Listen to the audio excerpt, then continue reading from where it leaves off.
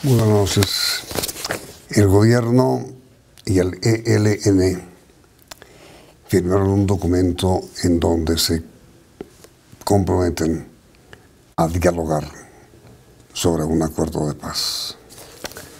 Ese documento fue revelado hoy por el gobierno y en él están las bases de la iniciación de un proceso que se considera desde ahora histórico para el proceso de paz final en Colombia. Felipe Torres, cuyo nombre verdadero es Carlos Arturo Velandia, es uno de los prácticamente fundadores del ELN. El ELN fue creado en el año 64. Así es. Por Gavino, Nicolás, Sí. y por los hermanos Vázquez Castaño. Vázquez Castaño, el creador del ELN, vive hoy en Cuba. Así es. Totalmente marginado de la actividad guerrillera. Así es. Felipe ingresó al ELN en el año 70. ¿Estuvo cuántos años en el ELN? Cerca de 30 años. 30 sí, años. 30 años. Sí. ¿Cómo logró sobrevivir?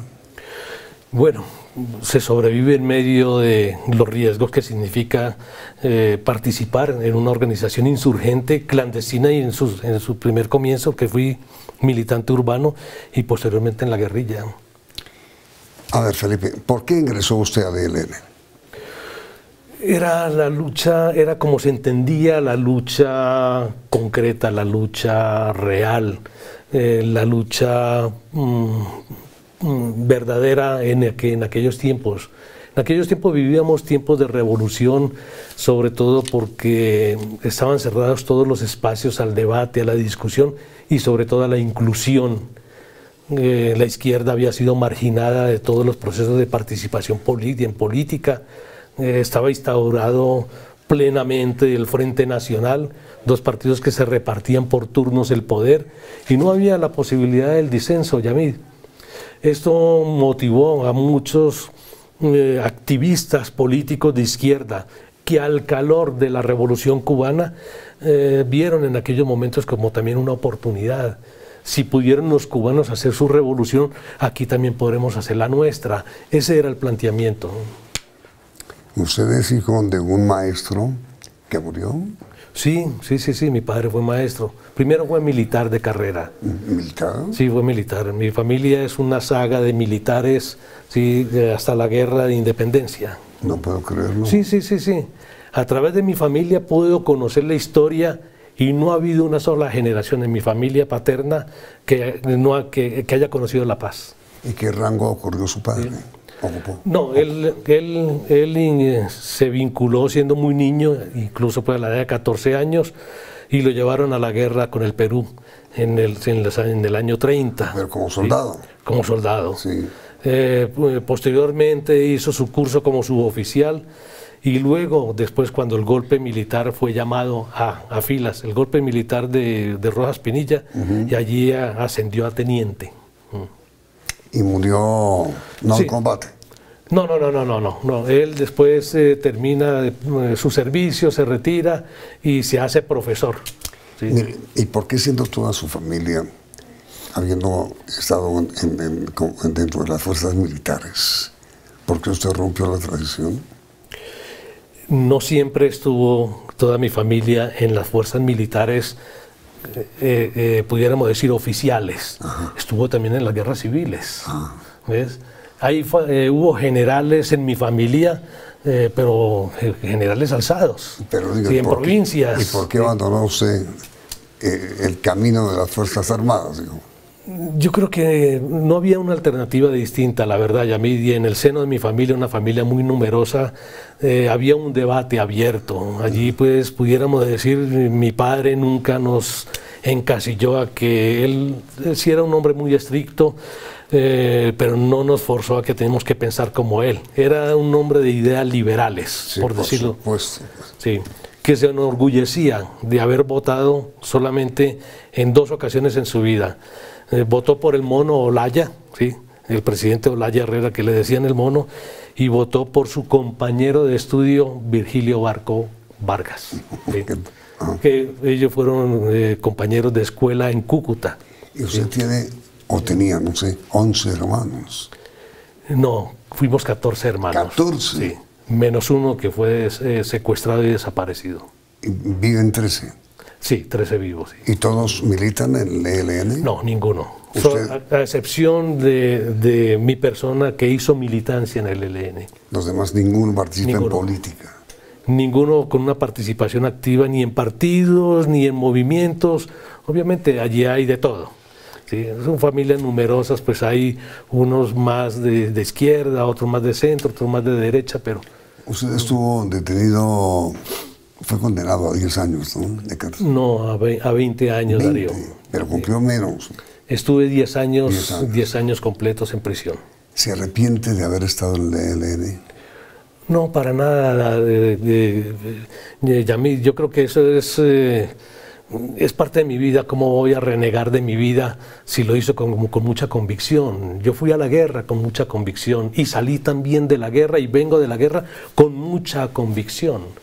De modo pues que esto fue un paso en la vida. En la vida uno asume retos, toma decisiones y debe poner la cara por ellos. ¿Y por qué se retiró? Porque la guerra ya no tenía, para mí, ya no tenía posibilidades, ni por esa vía teníamos la posibilidad ni de acceder al poder ni de hacer las transformaciones. ¿Cuánto hace que se retiró? En el 2004. Y solamente hasta hoy sus excompañeros del ELN se dan cuenta de que no tienen ninguna posibilidad de triunfo.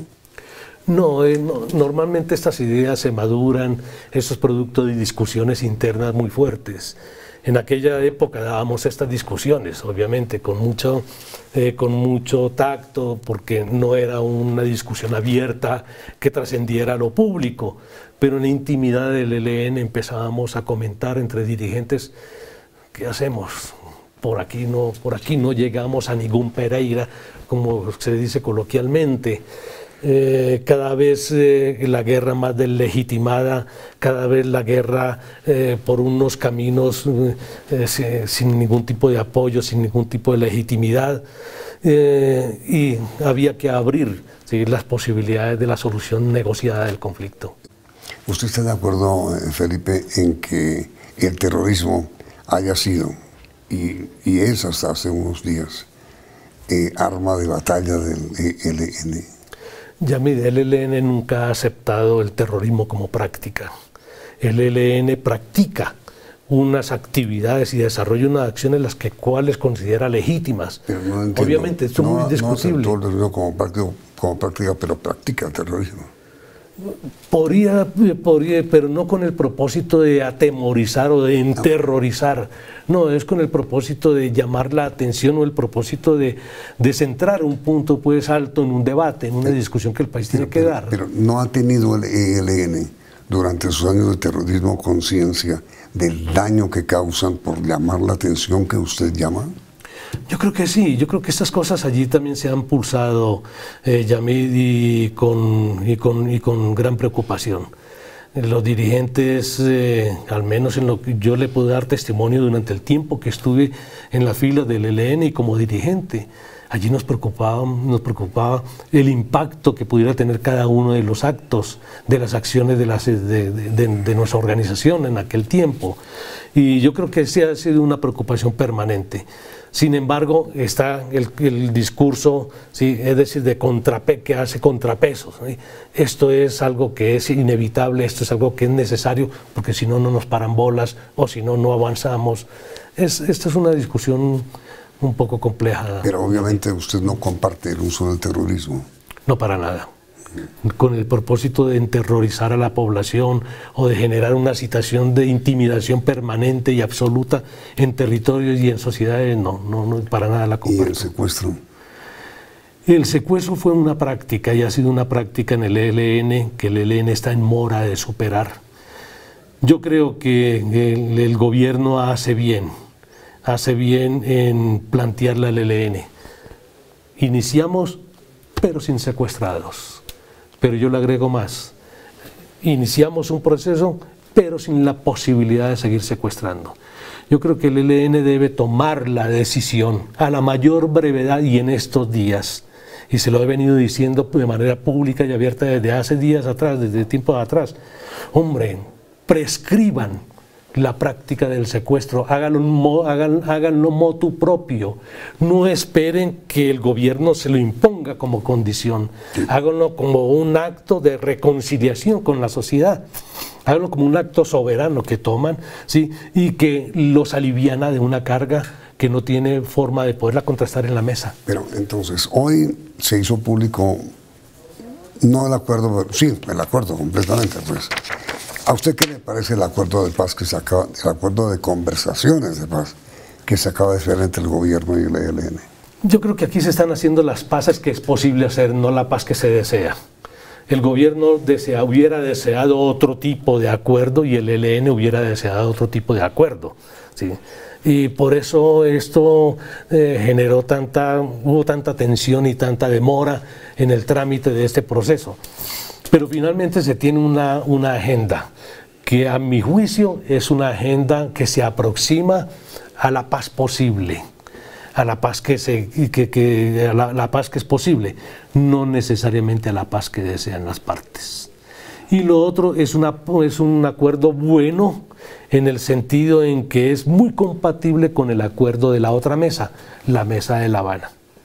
Entonces hay puntos comunes en este acuerdo con el acuerdo de la mesa de La Habana, y además hay unos puntos propios que dan cuenta de la singularidad, de la particularidad de lo que es el ELN. Mire, Felipe, el padre Francisco de Rú, que conoce bien la historia del ELN, sostiene que la gran diferencia que hay entre las FARC y el ELN es que mientras las FARC tienen una dirección monolítica y todos obedecen al jefe, que es Timochenko, en el ELN eso no existe. Hay un triunvirato que maneja cada cual por su lado. ¿Eso es así? No exactamente. Lo que hay que entender es que las FARC son una estructura más castrense que política. Es decir, es un ejército que hace política, mientras que el ELN es una organización política que echa tiros, ¿ves? Se ocupa de actividades militares. Es un poco la diferencia entre uno y la otra.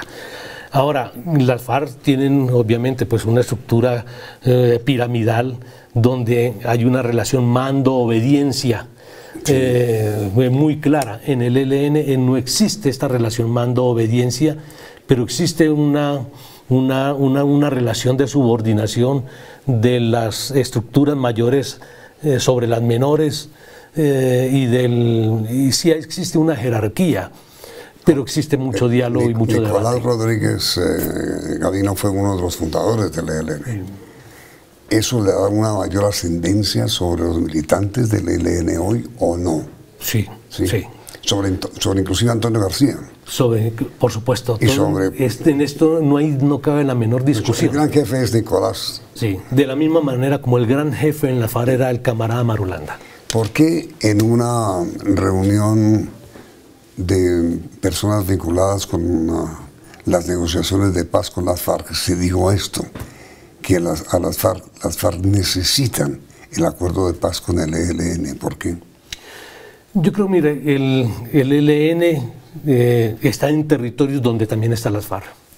Un proceso de paz, pensar que se va a materializar los acuerdos de paz de FARC en la totalidad de los territorios es un imposible. Solamente se podrían implementar en los territorios donde ellos estén solos. Pero donde está el ELN, allí habría una situación de bloqueo o una situación de imposibilidad práctica, cuando no de enfrentamiento. De modo pues que habría esa imposibilidad. Hoy en día, para pensar la paz en un contexto de proceso único y nacional, hay que hacer la paz con las dos guerrillas. No hay de otra. Usted publicó hace unos años este libro, en donde sostiene que la paz es ahora, carajo.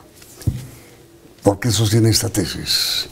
Inmediatamente después de comerciales, Felipe Siesta Nomar. Muy bien.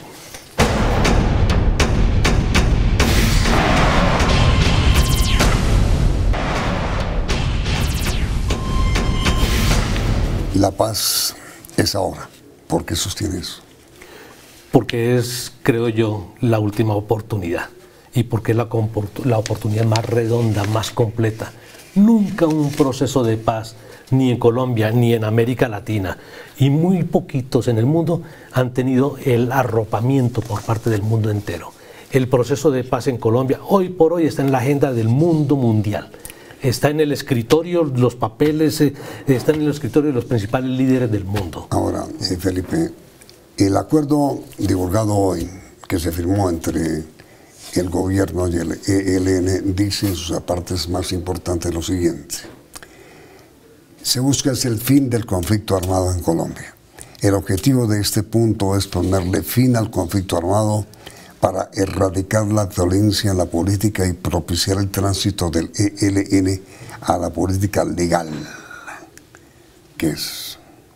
¿Qué significa esto? Significa que este proceso, si se sientan a discutir, si se sientan a la mesa, es con el propósito claro de ponerle punto final a la guerra, lo que me permite a mí decirle, sí, a usted, Yamid, y decírselo con toda seguridad a los ciudadanos colombianos, que la guerra en Colombia tiene los días contados.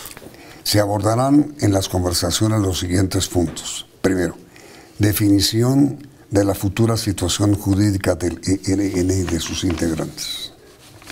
Así es, esta es una situación que habrá que resolverla.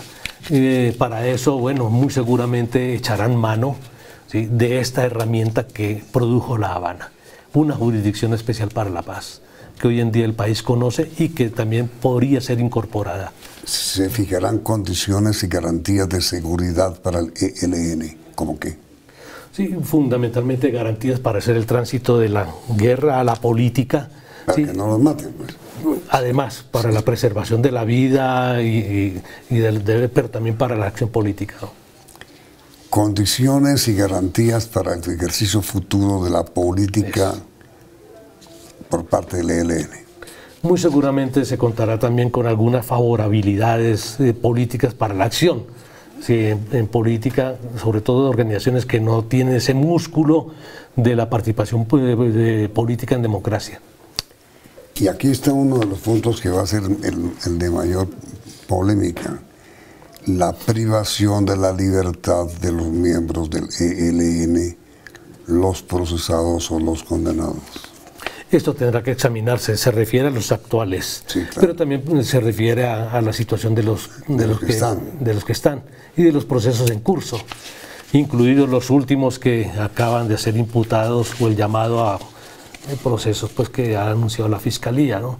Yo creo que todo esto será mirado dentro de un conjunto y se llegará a un acuerdo político. Y el siguiente punto, Felipe, es cese del fuego y hostilidades bilateral para la terminación del conflicto. Las FARC, como usted bien lo sabe, cesaron el fuego desde cuando comenzaron a conversar. Llevamos 2 años de paz. ¿Y el ELN hará lo mismo? El ELN tendrá que sumarse, y el gobierno, los dos, en un proceso de desescalamiento, pero de manera inmediata. Y el ELN tendrá que empezar por anunciarle al país que ha suspendido de manera definitiva el secuestro. Y si tiene secuestrados, no tendrá otra alternativa que liberarlos. Pero tengo entendido que ese fue el primer anuncio que le hizo el ELN al gobierno, que termina con el secuestro. Maravilloso, pero tiene que hacerlo público. Tiene que hacerlo público y anunciárselo al país. No es suficiente con que se lo denuncie el gobierno, sí, y no lo sepamos los demás. Te lo digo, porque la condición que impuso el presidente de la República para iniciar el diálogo es: cesen los secuestros y dejen en libertad a todos los que están secuestrados. Sí, así es. Y yo creo que el presidente lo dice en su alocución. Sí. Sí, solo iniciaremos. ¿Cuándo? Sí, cuando se hayan sorteado unas situaciones de índole humanitaria, como son las liberaciones de algunas secuestradas, pero el anuncio de no volver a secuestrar tiene que hacerlo el ELN. ¿Y usted sí cree posible que pronto el ELN actuante hará una declaratoria de cesación del fuego? Yo creo que sí, hacia allí tiene que conducirse, sí, este desescalamiento y crear una situación, pudiéramos decir, de facto, de cese bilateral de facto, como ha ocurrido con las FARC, mientras se llega al cese bilateral definitivo, que sería el armisticio y fin de la guerra. Las conversaciones se harán en Quito. Se inician en Quito. ¿Quiénes van a dialogar en nombre del ELN? Hemos visto 3 personas, 3 figuras, 2 de ellas ya bastante conocidas, Antonio García, Pablo Beltrán, y una nueva. Y esta nueva realmente es una novedad, y valga la redundancia, es la comandante Paula, así es conocida en las filas del ELN. ¿Paula? Paula. Es una militante muy antigua, con mucho reconocimiento y mucha legitimidad en las filas del ELN, y es una muy buena cosa que ella esté haciendo parte de este equipo. ¿Y cuánto hace que milita en el ELN ella? Ya es quizás la mujer más antigua en armas que tiene el país. No le puedo creer Sí, eso. sí. ¿Cuántos años tiene? Ella podrá tener tal vez cerca de 45 años en la fila del ELN. Y va a entrar a la mesa de negociación. Y está en la mesa de negociación. Ella, Gavino y Antonio. Y Beltrán. Y Beltrán son los que han firmado este acuerdo. Sí, pero ellos estarán negociando o delegarán. Muy seguramente estarán allí. Ellos. Sí, estarán allí, sí, junto con otros, un equipo que podría ser hasta de 30, máximo 30 personas, ¿no? Que me parece, bueno, está bien que lo hayan acordado de esa manera, si lo ven así, pero... y allí estará la comandante Paula. Una pregunta final, Felipe, que también es la pregunta para nuestros televidentes. ¿Usted sí cree que es absolutamente indispensable que el ELN deje en libertad secuestrados, si aún los tiene, e interrumpa totalmente esta modalidad de lucha, la del secuestro, no más secuestros? Si no lo hiciera, el mantener secuestrados o hacer secuestros mientras esté en la mesa, revienta la mesa. Así de claro, Yamid, así de claro. En esto no puede haber términos medios. Y el ELN tendrá que hacer a la mayor brevedad posible el anuncio de que libera los que tenga y el anuncio de que no volverá a secuestrar. Esa es la pregunta para nuestros televidentes. El gobierno debe romper inmediatamente las negociaciones de paz que va a iniciar con el ELN, tan pronto se conozca que tiene en su poder un solo secuestrado, o que haya secuestrado a una nueva persona, sí o no. Resultados del sondeo saldrán al final de la emisión. Miren las noticias del día. Felipe Torres, muchas gracias. Muchas gracias, Yamid. Comienza la visión central del noticiero CNE.